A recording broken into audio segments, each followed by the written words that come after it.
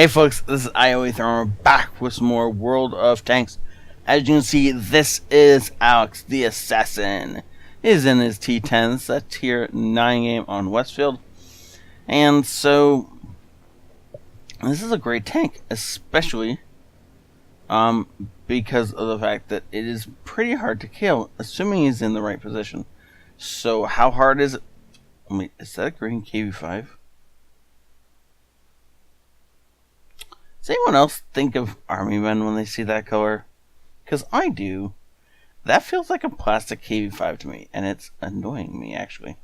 But anyways, we're going to jump over to wow,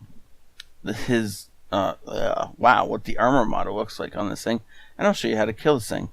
So now, if you see the front of this thing, yeah, when it's side scraping, don't shoot that side, which seems kind of obvious because this side should be a lot closer to you anyway. If you can shoot it, you're gonna go through, and it doesn't matter if it's looking at you or not. The front of this tank is pretty darn squishy. The closer you get to the pike, the better the odds are of going through, and obviously the lower glacis is quite squishy altogether. So that's what you want to be looking for. The problem becomes with this tank is when it's side scraping. This is what you're going to be shooting at through spaced armor, and the odds are you're just not going to go through. The problem with this tank is because of the fact that its hull is V-shaped, and so up until down here somewhere, you're just going to be shooting at sillily armored armor. Is actually a 61-degree effective angle. Yeah, 67. Sorry. See, that's not gonna happen. You're not going through that. Actually, I think the actual angle on the armor is like 45. But you're not going through that. So just don't bother. Don't shoot at anyone back here on the tank when it's side scraping. You're not going to go through. You need to shoot the front part. If you cannot see the front part, you could try sniping these pulls. They are really small and really hard to hit, though. And so the only other thing I can recommend, again, if you can see it, it depends on how the tank is angled. You might be able to lob an HG shell in here, but even that doesn't. I was thinking the turret ring was green when I first started that sentence. That turret ring is not green. You're not gonna pen that thing easily enough. So personally, I wouldn't shoot this thing from the front unless you absolutely have to. If you can pick it off in the front, other than that, don't fight it. Let somebody else pop out and take the shot from it, and then you can, push around the side of it. Once you get past it, then you can just eat this thing alive. Track it in position and then just, take it apart. So that is my best advice with this thing. It's not particularly friendly to being taken apart, and it's good reason for that. However, if you can face it head on without being able to use a building for defense or a rock or something like that, then it's actually quite easy to take this thing apart. And so you just want to be shooting through the front or the lower glacis, whichever you get. See, goes right through. Where'd that shot connect? Right inside, actually. Right where it's just saying don't shoot ever. It's just the way it goes, right? Okay, so he manages to get hauled down. So this thing is great when it's... Wait. So he was aiming at the AMX M4, and he just shot the IS-6's turret or gun. Which is why we didn't go through, and that was an interesting shot. So I didn't think the gun was going to make that shot, but because of the fact that he was auto-aiming, he actually got to... Ooh, nice shot. That either killed a crew member or his ammo rack. And that poor guy is apparently just going to sit there and wait. So Alex takes his tracks off, which was exactly the right move, because now he's getting all this tracking damage. And this guy can't return fire. And we just get another free shot. I don't know why the I-6 is up here. I assume suicidal. This FV should be paying more attention because he's about to get shot. Well, actually, nope. Kinda not really. He gets his tracks blown off, which is not what we were going for. Alex was going for pure damage there and not to blow his tracks off. We did get some spine damage for blowing his tracks off, so that's nice. But it's not like, obviously, it's not what he was intending to do. He's trying to get his gun down on this thing, but he's actually having to angle the tank at really weird angles in order to get his gun down, and that's in fact actually what he manages to do. Shooting at super pushing at range is not preferable because of the fact that you're going to have to be really lucky to slot the shell between those armor plates. You might as well just wait until you can get up and close and personal. But an ISU is always worth taking a shot at, especially if you manage to set him on fire and burn him to death. That poor guy couldn't do anything about that. Once he got lit, he was just dead. Going for the track shot? Nope. Oh, yes. Yeah, in fact, did get the track shot. And gets spotting damage because of it. No, actually, I think the defender repaired really fast. And we didn't get spotting damage. Though we did track him in place and allow that our friendly to take the shot. But because of the fact that he was untracked on the... Really? I love when allies just jump in the way. And make sure that we can't shoot the enemies. This poor Centurion 7-1 must be going crazy. He's got 2 marks of excellence. He knows how to use his tank. There's nothing he can do to stop this death from this impending death.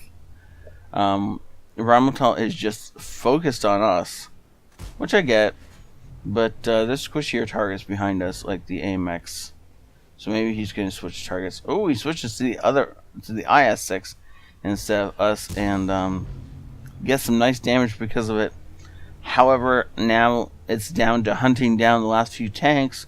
Oh, look, an IS-3. An IS-3 who's definitely not looking at us. Got the auto lock on. Just because your auto lock doesn't mean you can fire through a building. And oh, nice job. I didn't think he was looking in this direction, but obviously he was. And Alex manages to do the 50-50 right and comes around the correct side of the house, so we're not looking directly at his frontal armor, and instead get this juicy shot into his side. Looking for the shot on T-49, you're never going to get that shot. He's going to come around the corner long before you can get in position. This shot is going to be a lot harder because of... Oh, actually, it looks like he's just going to go down the hill. I thought for a sec he was going to try and peek off the edge, and that was going to be pretty difficult to do. Yag Tire is not looking, so just aim in for a few seconds, and then pull the trigger. Can be done without auto aim, but there's no harm in auto aiming this shot. You're not going to miss because of the auto aim or something like that. And it looks like the STRV is going to claim the kill. No, he bounced. Oh no, somebody bounced. The STRV didn't. I was right. Good. I like being right. But, oh, did I not have the light on this entire time? It may have died, or I may have forgot to turn on. I'm sorry. I just looked up and realized my image was all gray. I was like, no. I have a light that you know, yeah, it died. Okay, that explains everything then. It's gonna be a little dark on my face. Actually, I can open the window. Put some natural light in. I like to close the window and just have the light from in front of me so that there's no shadows across my face, but apparently I forgot to charge the light and so it died. And that is my fault. Not gonna get a shot on this Yag Tiger from... Probably not gonna get a shot at all with that STRV firing as fast as it does. Oh, look at that! It didn't quite die. And somebody's decided to call me. Oh, ISU. That was not a phone call. On the phone number I recognize. Just ramming the ISU.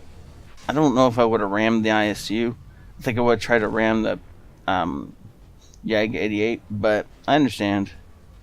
Ooh, gets alongside the ISU. It cannot get shot by it anymore. However, the IS-6 does claim the kill. Nah. I think he was hoping to reload in time to finish that guy off, and it didn't quite happen. But either way, this was a great game. Really enjoyable to watch, and a lot of fun. Almost ran out of shells. That's just how few shells this tank carries, and most of the IS line actually. That's a little unfortunate, but you gotta do what you gotta do, right? And this was well played. I really enjoyed this, especially the fact that most of this damage is from tracking and not from like hiding in a bush spotting. Not that that's a bad thing, but when you're in a heavy tank, you shouldn't be hiding in bushes, right? It's not bad for a scout tank. It's not bad for anything other than artillery. Well, no, even artillery should be hiding in a bush. It's the heavy tanks that really need to be not hiding in bushes. So I get a little mad when I see a heavy tank with a bunch of spine damage. That's not from tracking. But this was well played, and I really enjoyed watching it. Thank you so much, Alex. And we're going to jump over and see what your battle results were. So this was an ace tanker. That's awesome. He also gets Spotter, Bruiser, Arsonist, Duelist, Fire Effect, and the Confederate medal because he didn't quite kill enough people. He didn't. Look at that. He shot like everybody. He only got a couple of actual kills in this game. But 1,500 base experience is crazy. That's one of the highest we've seen in a while, and it's actually, I probably would have cast this Progetto game with 1,200 base experience. Never mind the 1,500 that actually came through. That was awesome. Thank you. And other than the shot we put into the IS, who pulled into our shot as we fired, this was a great game, and well deserved. Thank you so much, Alex, for saying this in. This was awesome to watch. I can't wait to see your next game. And for everybody else out there, I can't wait to see the next game everybody else sends me too. And please do send it in. Even if you're like one of the worst players out there, everybody has a good game once in a while. So just send me in the game when you know it was good. If your hands are shaking or your heart's been going, I want to see it. And so yeah, have a great night. Thank you so much for watching this ioEther out.